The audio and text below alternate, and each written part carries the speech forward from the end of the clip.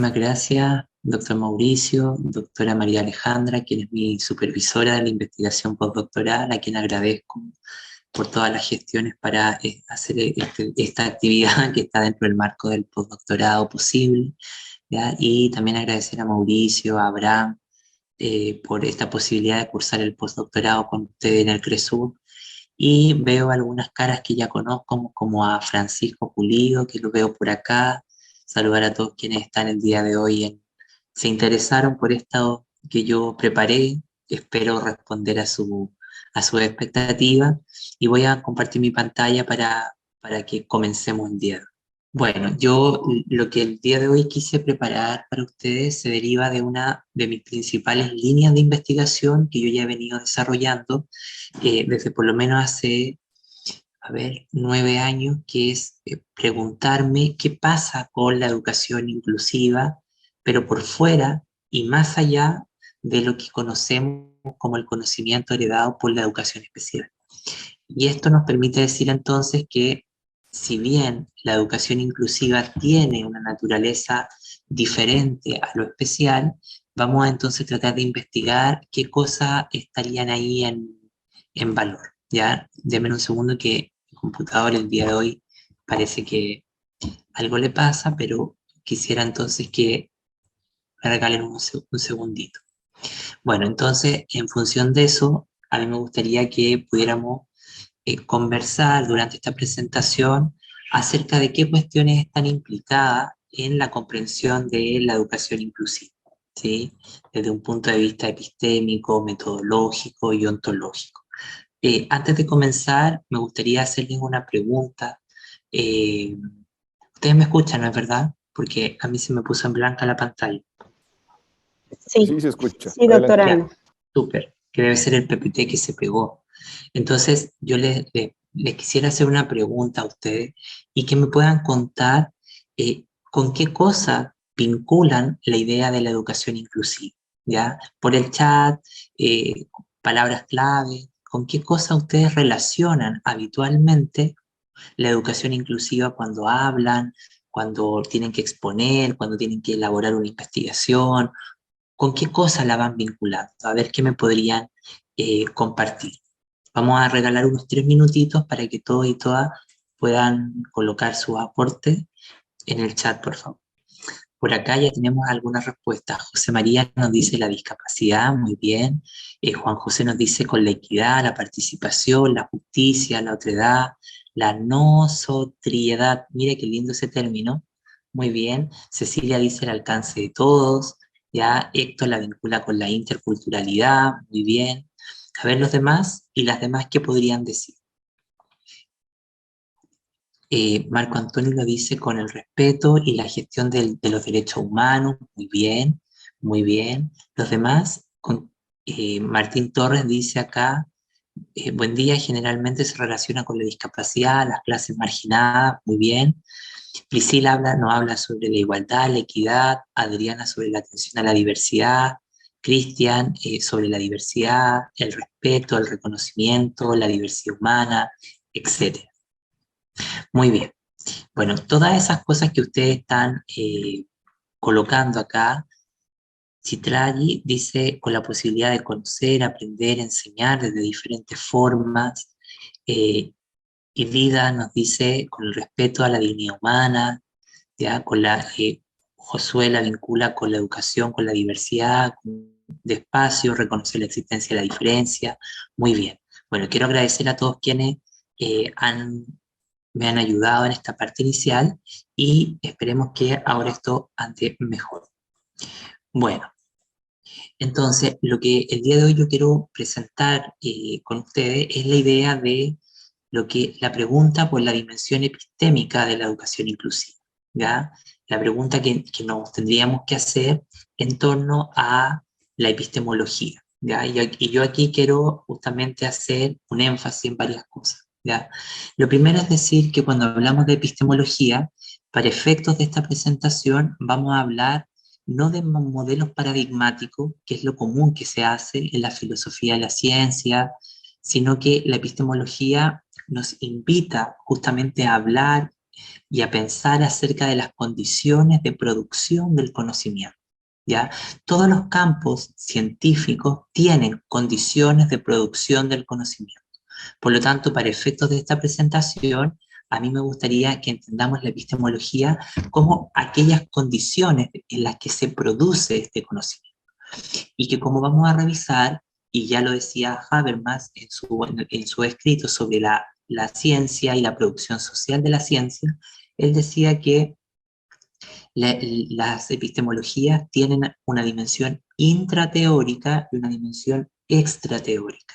En el fondo, la dimensión intrateórica es lo que hacemos los investigadores desde nuestro lugar, que creamos un objeto de conocimiento de manera especulativa, o como en lo que Miekeval llama el objeto teórico. Ya la dimensión intrateórica nos habla acerca de las condiciones netamente teóricas, especulativas, filosóficas, que van a decirnos cómo debiese ser el fenómeno.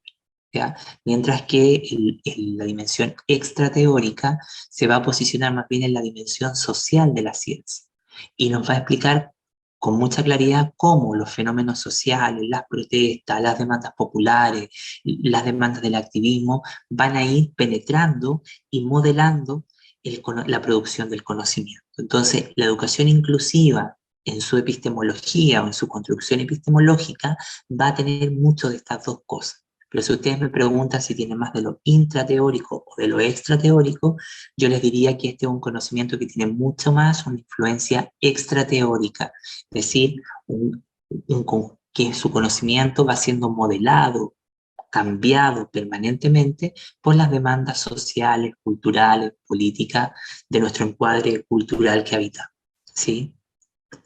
Digo esto porque esta es una epistemología bien singular, ¿ya? Y una epistemología que podríamos llamarla neo-materialista. ¿Qué quiero decir con esto? Neo-materialista, un nuevo materialismo. Eso entiende que el conocimiento no es algo producido por el científico, sino que está en permanente devenir y va interactuando con las estructuras económicas, culturales, con los afectos, con la red de relación, ¿ya? Y en ese sentido me parece bien eso.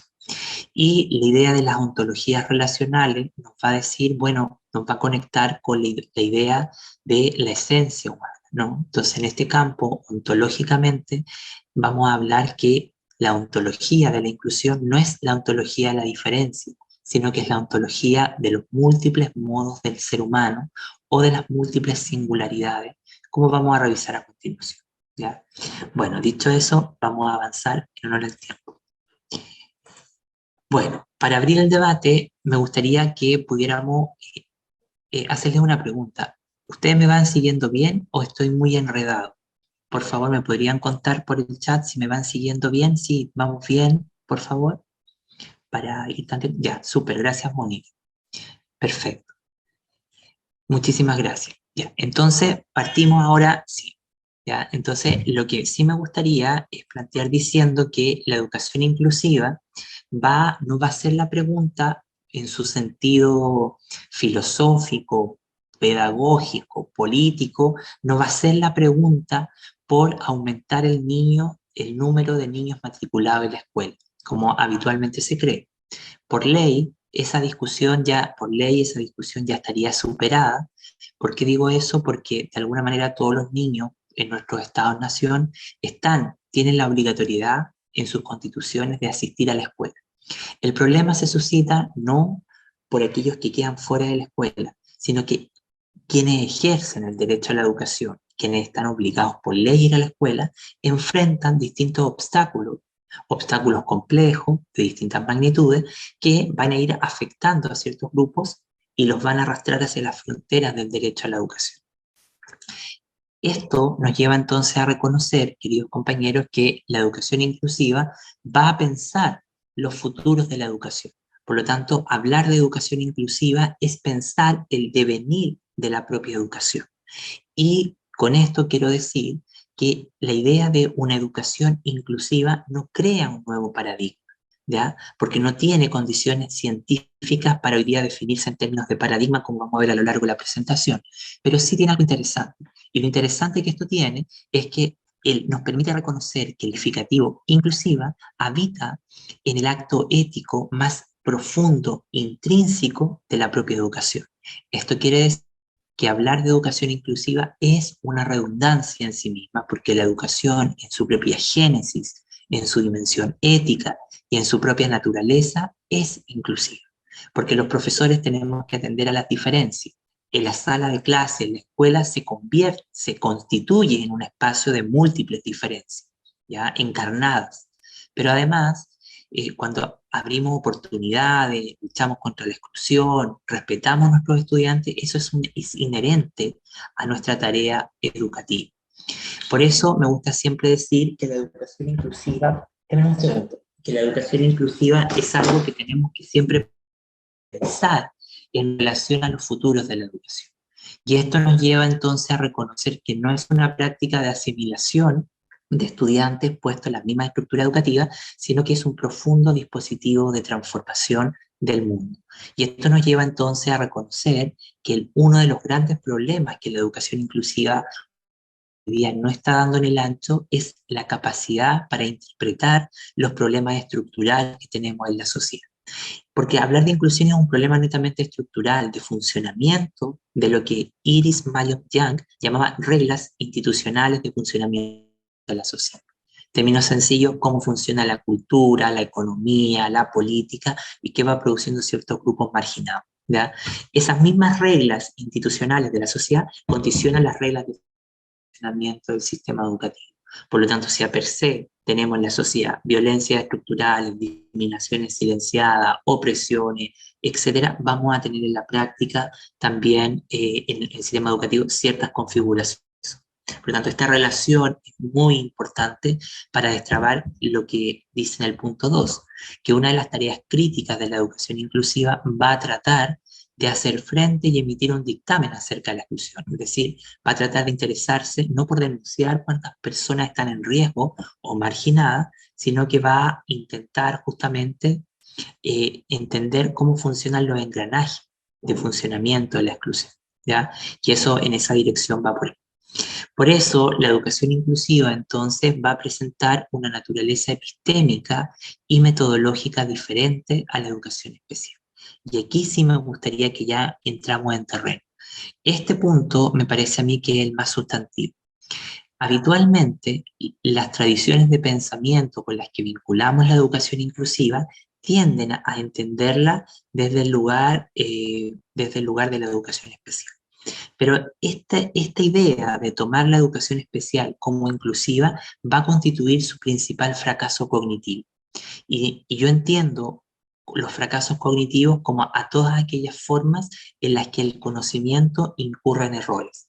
La inclusión que hoy día más conocemos, la inclusión que hoy día más se estudia, que más se debate en las políticas públicas, en los seminarios, en la formación de nosotros los profesores, no es otra cosa que la travestización de la educación especial presentada como educación inclusiva, o como algunos otros investigadores lo han denominado, especialmente Roger Slee, la condición neoespecial. ¿Qué quiere decir esto? Neo, prejuicio, lo neo es la partícula de lo nuevo y lo especial quiere decir una nueva forma de educación especial.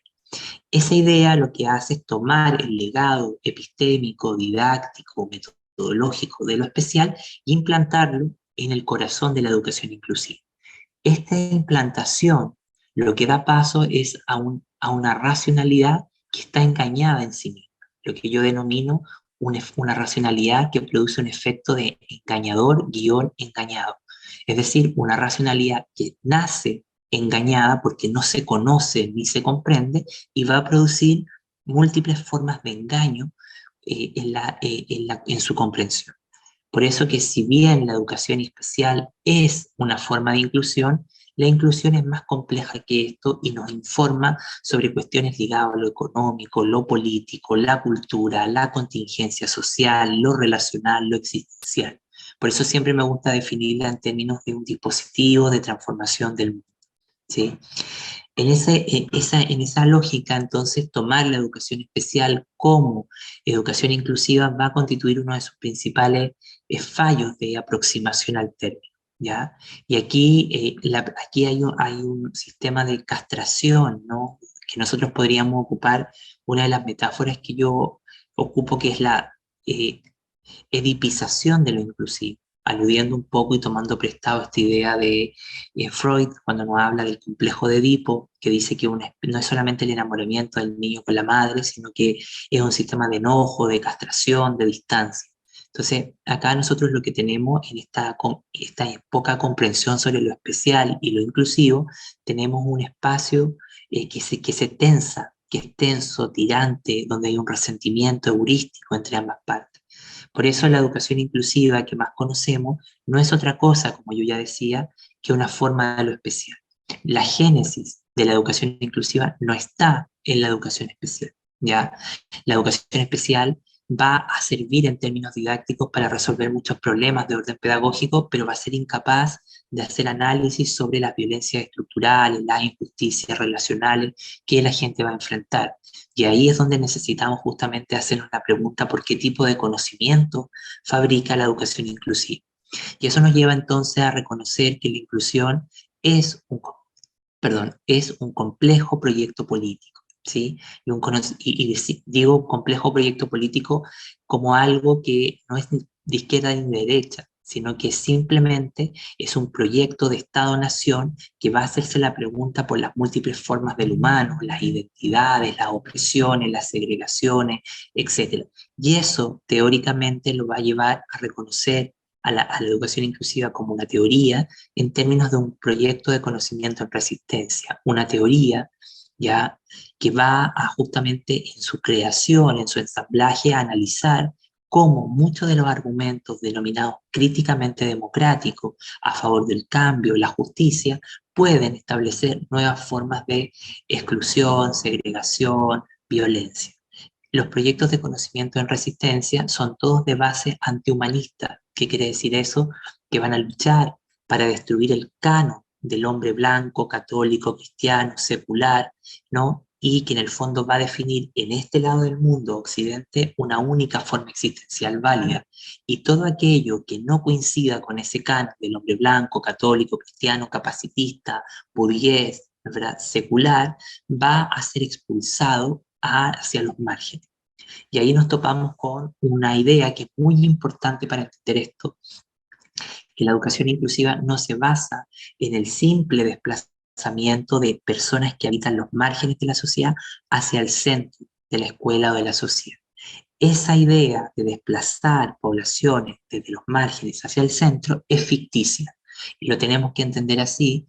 Lo dice Aptar Bra en su maravilloso texto Cartografía de la Diáspora, y ella dice, bueno, esa idea del centro y la periferia es ficticia, porque en el fondo lo único que nos está diciendo es que está colaborando con el capitalismo global, cuando dice que ya hacemos un llamamiento de la diversidad, ¿ya? Entonces creamos leyes, decretos, hablamos en nombre de los oprimidos, pero no resolvemos los problemas de base que afectan a los oprimidos. Entonces eso genera una atracción hacia el centro del capitalismo de aquellos que están supuestamente en los márgenes, pero sin atender a sus necesidades. Eso se llama llamados vacíos de la diversidad, y que van a devenir en el sistema educativo en lo que se conocen como prácticas de pseudo-inclusión o prácticas de inclusión excluyente, que es lo que habitualmente podemos observar. Esto nos lleva entonces a reconocer que la educación inclusiva no tiene ninguna relación con las necesidades educativas especiales, ¿ya? En particular, este argumento no lo digo yo, lo ratifican muchos teóricos británicos, cuando ellos dicen que el eufemismo llamado necesidades educativas especiales no nos dice nada nuevo sobre las verdaderas posibilidades del sujeto, no nos dice nada nuevo sobre la inteligencia social, ni mucho menos nos informa acerca de cómo deshacer nuevas condiciones opresivas sobre los sujetos. En particular, las necesidades educativas especiales corresponden a lo que se conoce como el régimen normocéntrico o de la diferencia, donde entendemos las diferencias en términos negativos y que por consiguiente subordinan a las personas y dan paso a prácticas de diferenciación y diferencialismo social. En su reemplazo, si nos hiciéramos la pregunta entonces, si no en la inclusión no tiene relación con la necesidad educativa especial, entonces, ¿qué tendría relación serían el concepto de las múltiples singularidades o las múltiples maneras de existir de los seres humanos. Que en el feminismo de Rosy Braidotti eso se va a llamar la condición pluriindividual del humano, ¿ya?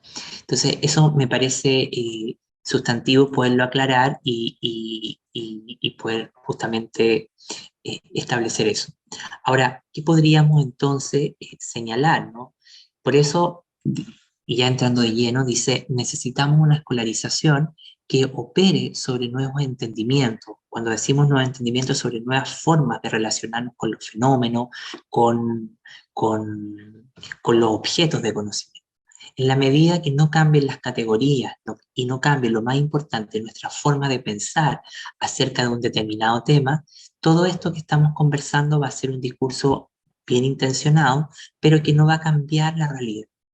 Y si hemos confundido la educación especial, tiene que ver por el tipo de hábitos de pensamiento y las tradiciones de pensamiento que circulan en la pedagogía. Entonces, regresemos a lo que está.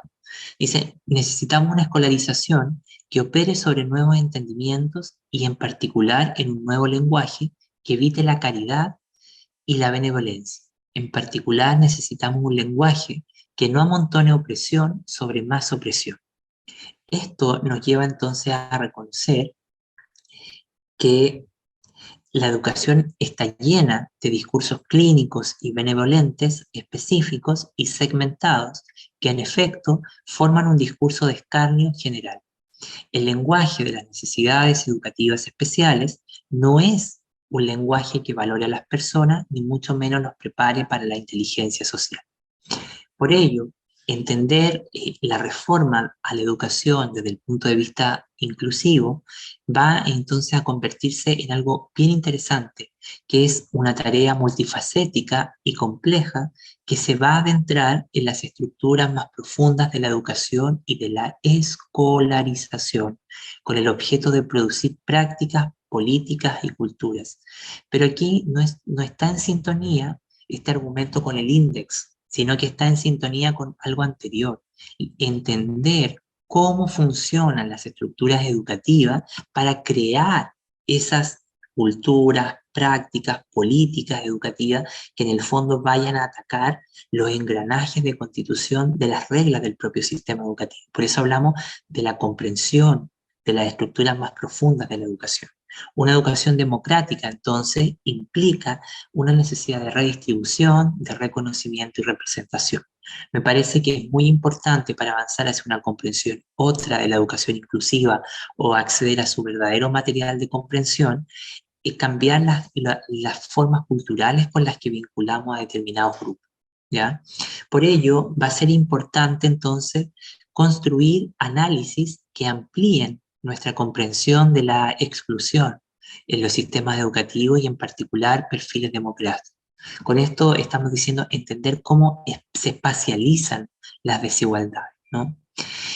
Desde este punto de vista, sería posible construir una orientación investigativa hacia la mejora de la exclusión, la falta de compromiso y fracaso, y yo agregaría la falta de responsabilidad ética de la propia estructura educativa. La investigación debe entonces constituirse en torno al principio de cambio de la arquitectura de la escolaridad. Hablar de inclusión tiene que ver con esto, pensar otras arquitecturas educativas, otras gramáticas educativas, otros espacios, ¿no? Donde le cambiemos la vuelta a la gramática instituida, ¿sí? Esto no se refiere exclusivamente a un entorno construido en aras por la inclusión.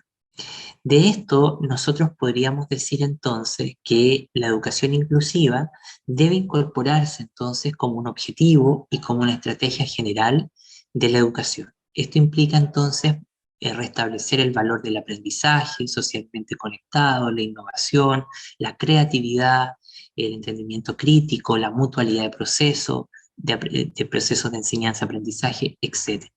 Y también la educación es en sí misma una estrategia para derribar las múltiples formas de exclusión que están incrustadas en lo más profundo de la propia escolaridad, ¿ya? Y esto se traduce en que el problema es que las administraciones educativas a nivel mundial, los departamentos de educación, especial tradicional, las universidades, la corriente principal de la investigación, han asimilado el discurso de la inclusión, pero siempre lo han asimilado desde el lugar de una estructura que está falsificada, una estructura de conocimiento falsificada, que trabaja a través de saberes y conocimientos que no le pertenecen o que no nacen del propio centro, de la propia naturaleza de su conocimiento. ¿Ya? Por eso yo hablo de que la inclusión que hoy día más conocemos, trabaja sin referencia objetiva sobre sí misma, trabaja sin conocerse, sin comprenderse. Hay un problema de autorreferencialidad en el campo. Y eso justamente, y pareciera que este campo vacante que se llama inclusión está completo, porque se ha ido rellenando con cuestiones que a mí me parecen poco importantes, como con leyes, saberes de lo especial, mucho intuicionismo en la práctica, pero se ha debilitado la comprensión por la verdadera naturaleza de este campo. Y eso nos lleva entonces a reconocer, y ya entrando de lleno en lo epistemológico, que la educación inclusiva no puede ser concebida, ya, si nos hacemos la pregunta por su base epistemológica, como una disciplina, ya, porque las disciplinas son objetos de conocimiento cerrado, ¿sí? O campos de investigación cerrados. Ejemplo de ellos tenemos la psicología, la antropología, la historia, pero para que algo sea ¿cómo es que se llama? Una disciplina. Esa disciplina tiene que ver con una cuestión súper importante, con tener un objeto claramente definido, un fenómeno, el que se puede explicar claramente, cosa que no pasa en la inclusión, porque hay un problema en la comprensión de su índice de singularidad en su identidad, ¿ya? Pero también las disciplinas tienen un método de investigación claramente determinado. Y esto es muy importante porque el método no es solamente para investigar, sino también justamente para ver cómo pensamos acerca de un tema, y en ese pensar nosotros vamos justamente generando propuestas para formar a los futuros educadores. Esto nos lleva a reconocer entonces que la inclusión no posee un objeto claramente definido en torno a presupuestos y axiomas previamente establecidos. ¿Por qué? Porque este es un fenómeno que desborda los marcos disciplinarios actuales. Si nosotros ponemos la categoría de inclusión a dialogar con la filosofía, con la antropología, con la sociología, con lo decolonial, lo que vamos a ver es que este fenómeno es tan complejo que los va a desbordar. Y eso en el fondo lo que nos va a decir es que es un fenómeno que está permanentemente viajando por distintos campos del conocimiento. Y eso nos lleva a reconocer entonces que no posee un objeto normativo o prefigurado ya de estudio, ni mucho menos un campo delimitado detalladamente dentro del que este objeto se define. Y esto en el fondo nos lleva a decir que el objeto de lo inclusivo, más bien no podríamos definir un objeto en términos normativos, sino vamos a hablar de una red objetual, de una malla de conexión de múltiples objetos, fenómenos que van a constituir este campo, ¿ya? Por ello es importante asumir el reto de separar la educación inclusiva de lo especial, por lo menos en términos analíticos, pero mantener la escuela especial en el sistema de educación regular. De este modo, puede restaurarse como una plataforma auténtica para afrontar la opresión y la desventaja para diversos grupos. La educación inclusiva debe manifestar en la práctica su impaciencia y rechazar la falsa política de inclusión, que es la que hoy día más conocemos. En ese sentido, entonces, nosotros podemos identificar 5 problemas fundamentales que hoy día tiene la educación inclusiva. Tiene un problema ontológico, un problema epistemológico, un problema metodológico, morfológico y semiológico. Estos problemas son inherentes a todo el campo. En la medida en que estos problemas no se resuelvan, vamos a seguir entrampados en lo mismo. El problema ontológico nos habla acerca de la concepción del humano, ya la concepción del ser humano, y que en el discurso más conocido va a reproducir a la base el discurso del humanismo clásico, que sanciona una única forma de existencia legítima en este lado del mundo. Esa ontología se llama ontología sustancialista, que va a imponer el biologicismo, la esencia, como un signo de pureza del humano. Pero luego nos va a decir que va a constituirse en la ideología de la anormalidad, aquella ideología que va a sancionar quiénes son aptos y quiénes no son tan aptos, ¿ya? Que va a ser la producción social de lo normal. Esta ontología sustancialista va a dar paso a lo que yo ya mencionaba, el régimen normocéntrico de la diferencia. La que entiende que el ser discapacitado, ser homosexual, ser indígena y tantas otras formas del humano van a concebirse como diferencias universales, como grandes formas de las diferencias. Cuando nosotros nos preguntamos si eso es fértil para comprender la educación inclusiva, evidentemente no, porque niega la dimensión pluriindividual o las múltiples singularidades del humano. Entonces aquí este problema se resuelve, como vamos a ver en la presentación más adelante, a través de una ontología relacional. Y las ontologías relacionales son las que van conectando múltiples experiencias, múltiples modos existenciales del humano. Es como dice Arturo Escobar, crea un mundo que está integrado en múltiples otros mundos, ¿no? Y las ontologías relacionales lo que hacen es entender que la diferencia humana, que la multiplicidad del ser humano está en permanente cambio. El problema epistemológico nos va a hablar acerca de la ausencia de una teoría. Lo que conocemos sobre inclusión no es más que un discurso, pero que no es científico, ya no tiene una racionalidad, no tiene una teoría, más bien tiene un conjunto de influencias que van a movilizarse por distintos campos de conocimiento, ¿ya? Y el problema metodológico, bueno, y tampoco tiene una comprensión más adecuada sobre su propia episteme. Y el problema metodológico nos va a decir tres cuestiones: cómo investigar, cómo formar a los futuros profesionales, pero ante todo que este campo no tiene metodologías de investigación propias y que va a tomar prestadas metodologías que van a venir de múltiples campos del conocimiento. Pero me parece que el problema 4, que se llama morfológico alude morfo a la estructura, a la forma, pero aquí está en relación con los conceptos. Cuando nosotros nos preguntamos cuáles son los conceptos epistemológicos de la educación inclusiva, aparece un problema. ¿Y cuál es el problema? Que en relación a esto, podríamos decir que todos los conceptos que hoy día tenemos son conceptos eminentemente del esencialismo: las necesidades educativas, las deficiencias, los diagnósticos, los trastornos.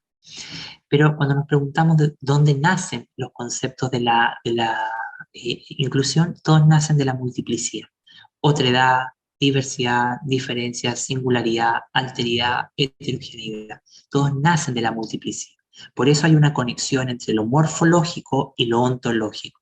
Porque si los conceptos nacen de la multiplicidad, entonces abandonamos el esencialismo y en términos de ontología nos reconoce o nos pone en relación con las múltiples maneras del humano, la plurindividualidad.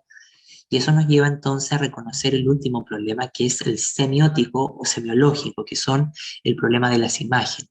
¿Y qué quiere decir esto de las imágenes? Que las imágenes con las que hoy día se construye o se vinculan a la idea de la inclusión son ideas, nos muestran ideas trivializadas, ¿ya? Pero no la real comprensión de la imagen de pensamiento que la inclusión forma, que es una imagen compuesta de muchas imágenes de resistencia ante el devorador mundo que habitamos.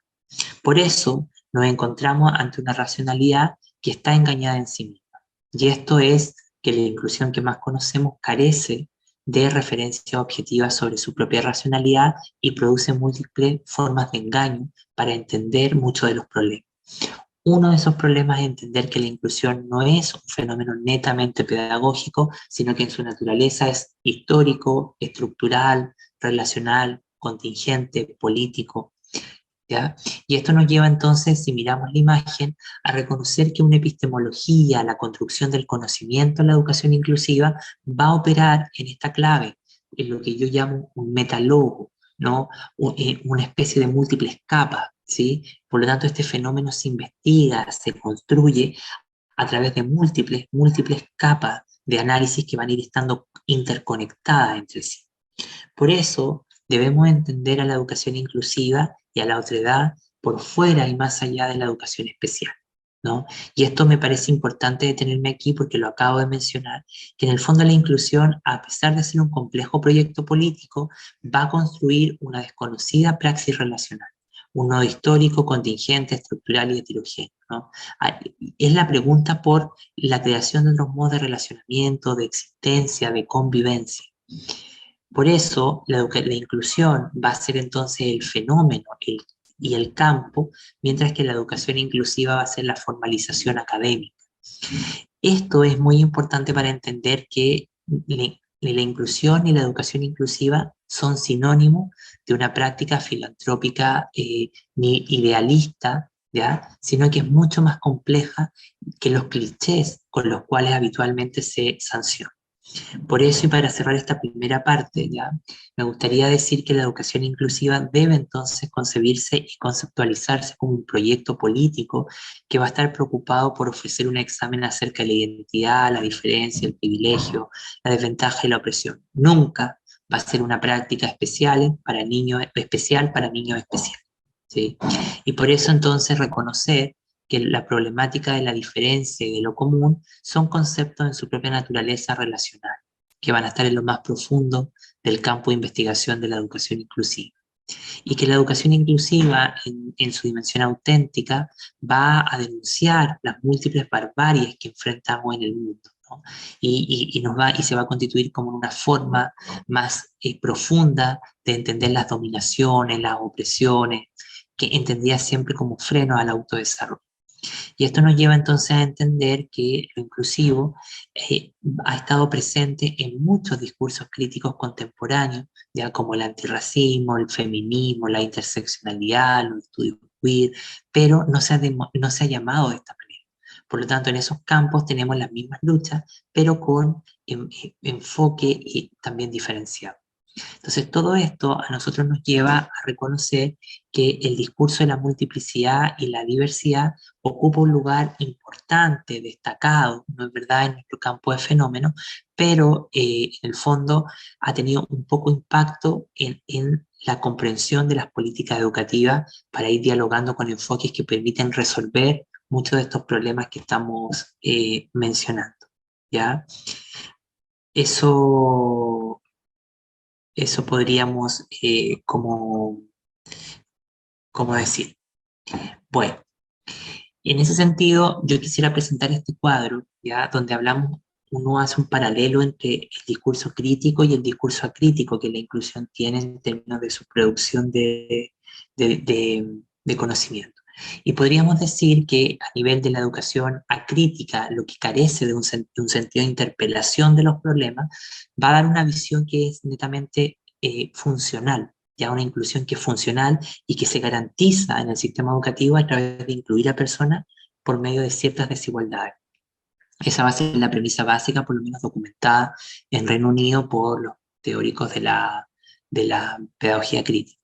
Luego nos va a decir que va a operar desde la reproducción y sobre todo desde prácticas de ajuste y acomodación a las estructuras educativas tal como las conocemos, ¿no? Donde en el fondo va a haber un cambio en maquillaje, pero los problemas van a seguir estando en la base de la articulación de la propia estructura.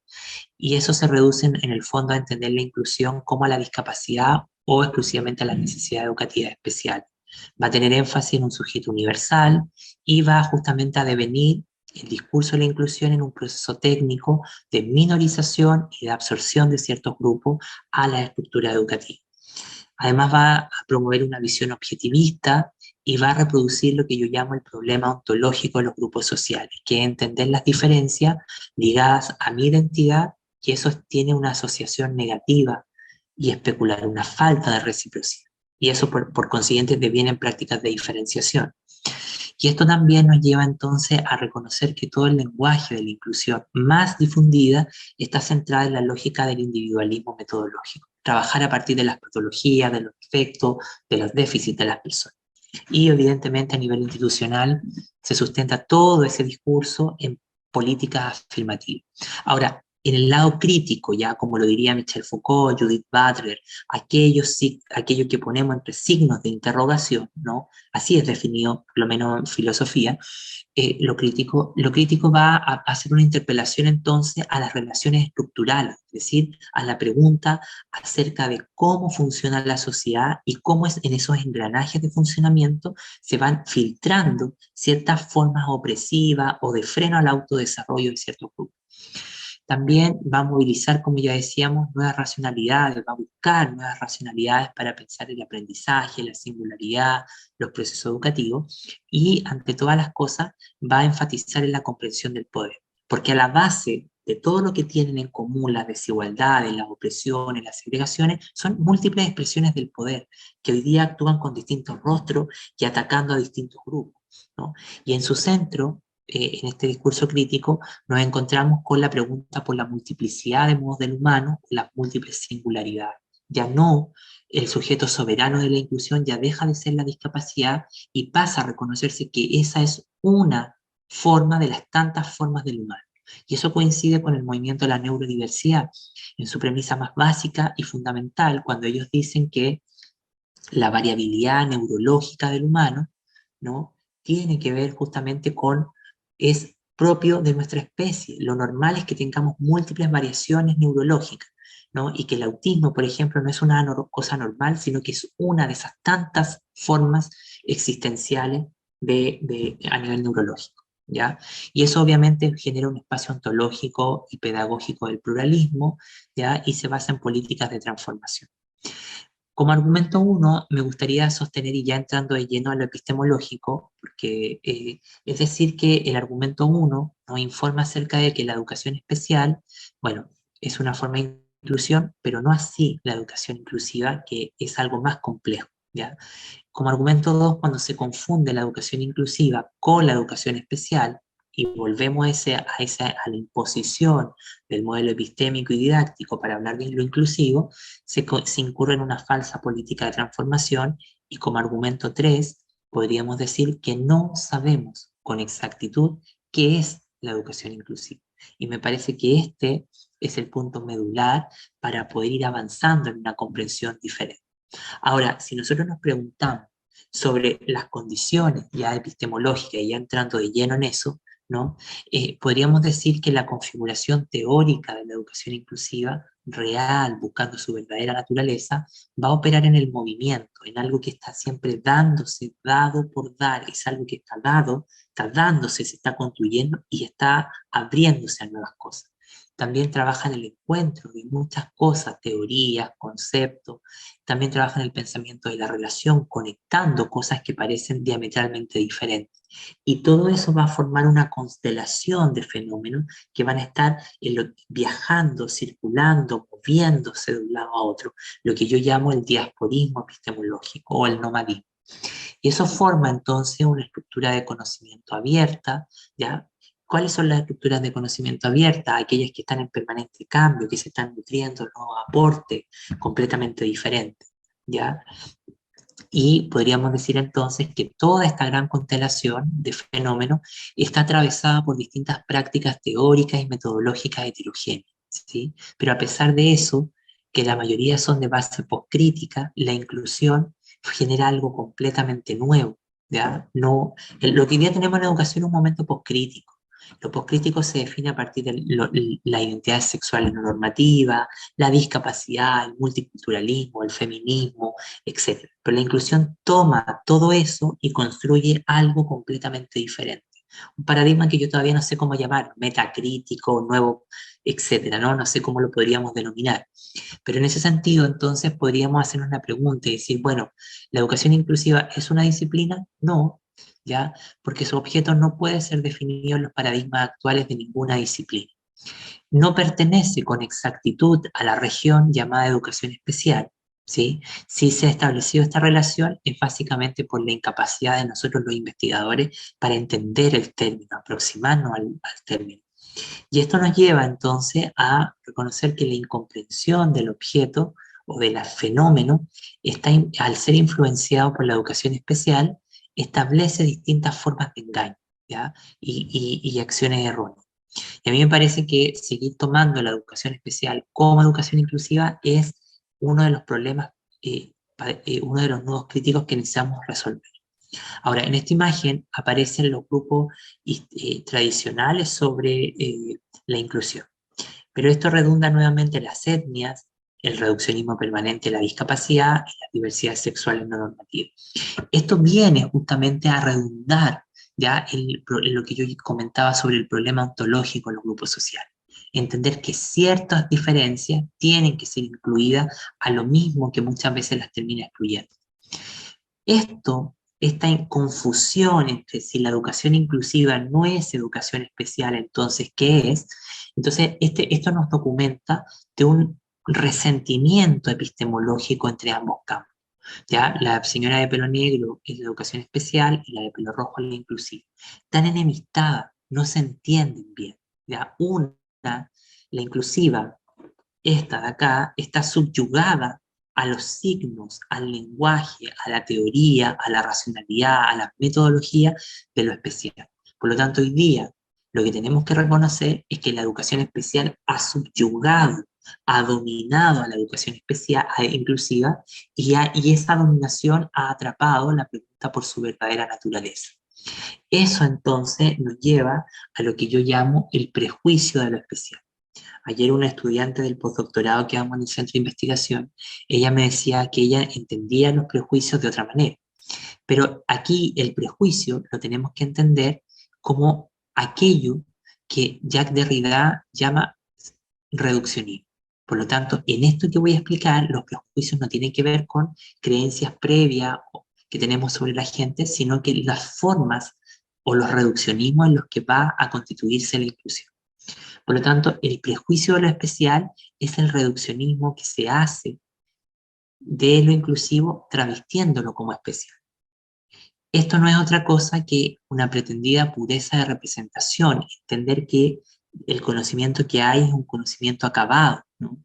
Por eso el prejuicio de lo especial puede ser leído en términos de una autojustificación ideológica que va a ser propiedad de un proyecto esencializador, una zona de tensionalidad crítica entre las formas adjetivales de lo especial y lo inclusivo, una zona tensa, ¿ya? Una espacialidad multiposicional en la que estos dos calificativos están permanentemente enemistándose, ¿sí? Y que muestran que a pesar que muestran un estatus de parasinónimo quiere decir que dos conceptos suenan iguales, pero tienen una implicancia metodológica totalmente diferente, su capacidad metodológica va a ser distinta. Por ello, el prejuicio de lo especial se convierte en un argumento primitivo imaginador de otras identidades y posibilidades de aproximación al mundo conocido. Construye además un significante cuya fuerza analítica y visual logra eclipsar el verdadero índice de singularidad de los territorios de lo inclusivo, sometiéndolo a un argumento fácil de difundir que no establece ningún punto de relación con su verdadera función del campo. Te viene entonces, con lo que hoy día pasa, es que hay un reemplazo de significantes arbitrarios traducidos como parte de lo inclusivo, pero que en el fondo sigue omitiendo la pregunta por la voz, el rostro y la verdadera identidad de lo que es la educación inclusiva. Por eso que esta idea va a consolidar un estatus de inferioridad siempre sometido a un régimen especial céntrico, ¿no? Como la dominancia del especial. Y eso nos lleva entonces a superar esta idea de que la inclusión no es una práctica de asimilación, sino que es un profundo dispositivo de transformación del mundo, ¿ya? Por ello, y me parece importante esta cita, yo creo que más de alguien que a lo mejor me ha escuchado, que yo vi que estaban por acá algunas personas que ya he compartido con ella, esta frase me parece súper importante y dice, la inclusión no intenta hacer que la máquina funcione, digo, la máquina, el sistema, de manera más eficaz con aquellos que antes estaban excluidos por la máquina, sino que se propone articular procesos que trabajen en contra de mecanismos retóricamente complacientes que conducen a un perverso efecto de asimilación cuando entienden la diversidad como un ideal de asimilación. Esta ecuación fortalece el problema ontológico de los grupos sociales, operación en el que la diferencia se convierte en un atributo negativo y especular del ser, agudizando formas y condiciones de daño cognitivo y ausencia de reciprocidad. Lo que busca la inclusión, en la que estoy comprometido desde hace mucho tiempo, es derribar las estructuras de asimilación inclusiva, ¿sí? ¿Qué es lo que nosotros hoy día tenemos? eh, un sistema de asimilación inclusiva, no de transformación de esas estructuras. Cuando las estructuras sociales y educativas se mantienen intactas, sus estructuras de opresión y dominación, esto nos invita a trabajar en contra de lo que Spivak llama sistema de legitimación por reversión. Es decir, cómo evitamos que ciertos argumentos llamados críticamente democráticos a favor del cambio, de las diferencias, sean contaminados por sistemas intelectuales, teorías, metodologías que en el fondo, en vez de aclarar el problema, lo terminan enredando mucho más. Y esta es la imagen, queridos compañeros, para ya ir un poco cerrando esta presentación y no aburrirlos, ¿ya? Con la idea de cómo sería la epistemología de este campo. Lo que ahí tenemos es una vía, un espacio con múltiples ramificaciones, con muchas raíces de base, pero y con muchas cosas deambulando, circulando de un lado a otro. En ese deambular se van encontrando, se van tomando distintos puntos de análisis y que al encontrarse cada uno de esos elementos van abriendo nuevas cosas. Por lo tanto, el conocimiento de la educación inclusiva se crea y se construye a partir de esta diáspora epistémica. Y esto nos permite reconocer que en ella convergen aportes del postestructuralismo, del antirracismo, de la interseccionalidad, de los estudios queer, de los estudios críticos de la raza, tanto otros enfoques. Eso nos lleva entonces a reconocer que este es un campo del nomadismo epistemológico, ya un saber que se mueve, que está en permanente movimiento, transformación, conectando distintas cosas, el diasporismo, y es una teoría viajera que cruza muchos campos del conocimiento. Todo ello nos lleva a reconocer que su objeto o su gran fenómeno no puede ser definido en los paradigmas de ninguna disciplina en particular, y que esta va a ser una epistemología viajera, nomadista, diasporista, ¿ya? Y que su base epistemológica es postdisciplinar. ¿Qué quiere decir esto? Que trabaja por fuera y más allá de muchos de los campos de conocimiento, teorías, conceptos que en ella van a confluir. ¿Sí? Indisciplinar también quiere decir que no está centrada en ninguna disciplina, ¿sí?